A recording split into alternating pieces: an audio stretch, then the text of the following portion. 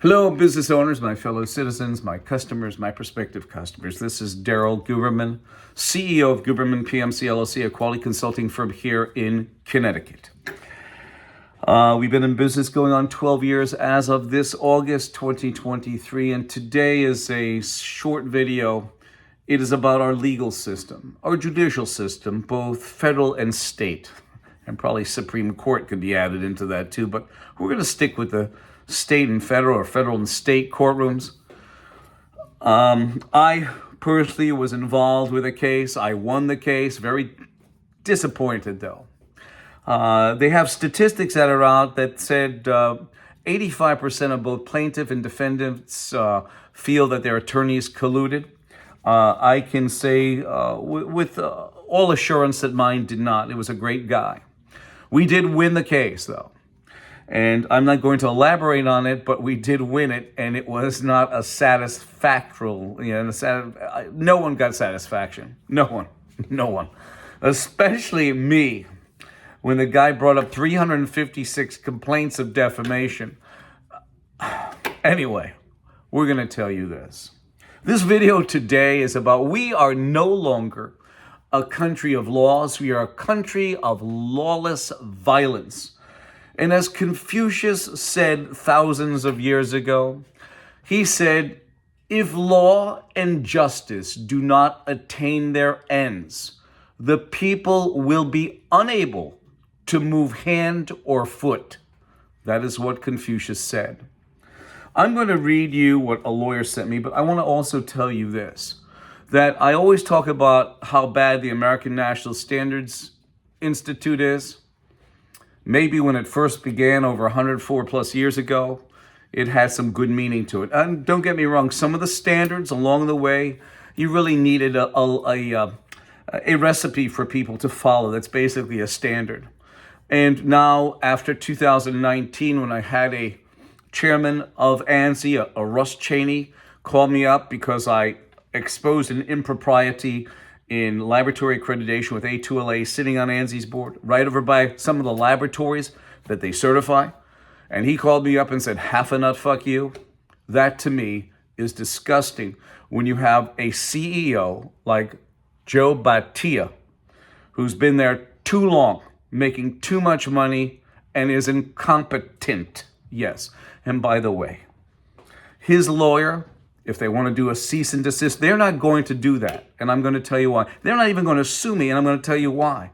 Number one is ANSI, and I have the proof that ANSI is deeply immersed with the American Bar Association. To make matters even worse, business owners, my fellow citizens, you take a look at this. The Department of Justice sits on ANSI's board, right in their pocket, and vice versa. So, what I wanted to do is I wanted to tell you about this. This is really good for you to know, because remember this. The judge in the courtroom is the CEO of the business. The plaintiff and defendant's attorney are his employees. He's got to make money for both sides. Isn't that a tender moment in a corrupt society? So I'm going to read you this letter that I received from a lawyer of 40 years. And you tell me down below, tell me what this is all about. I know several of you out there, many must have some legal goings on, even presently. But listen to what this lawyer said to me, in an email no less.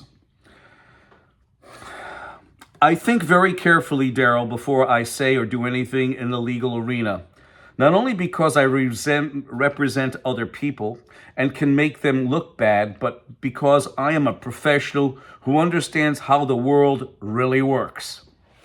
Nearly everything you see when litigating in any court, federal or state, is an illusion. In the political world, we call it blue smoke and mirrors.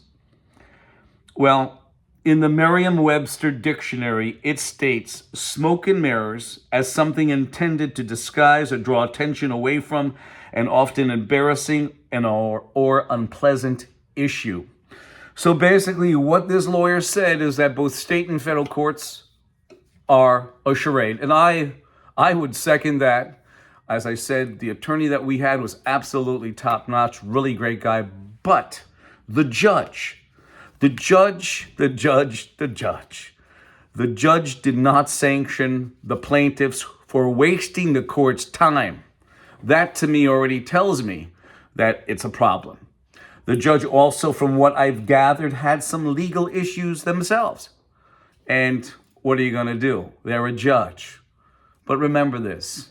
They put on the robes the same way we put on our pants and our clothes, and they go to the toilet the same way. And they also use the bathroom the same way. They are not above the law. That is what I'm telling you. So I'm going to leave it here. 203-556-1493 or Daryl, TQRS@yahoo.com. And again, this video is about we are no longer a country of laws. We are a country of lawless violence. And by the judge not sanctioning the plaintiffs, and you'll see this, I'm sure you've experienced it throughout the country. I remember this. I'll tell you a story. Richard Nixon, I was 12 years old. I was in the hotel, Holiday Inn in the center of Washington, D.C. We went on vacation that year, 1974.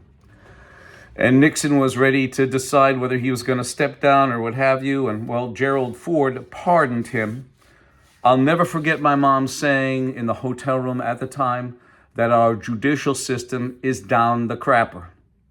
She said at least they should have brought him in, the Congress and Senate, and had a Senate subcommittee meeting or whatever it is, and inquisitioned him about the whole Watergate affair.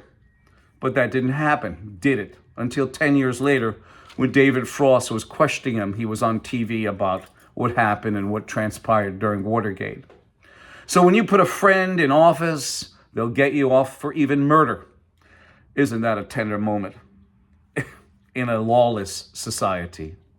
I leave it here, and I thank you.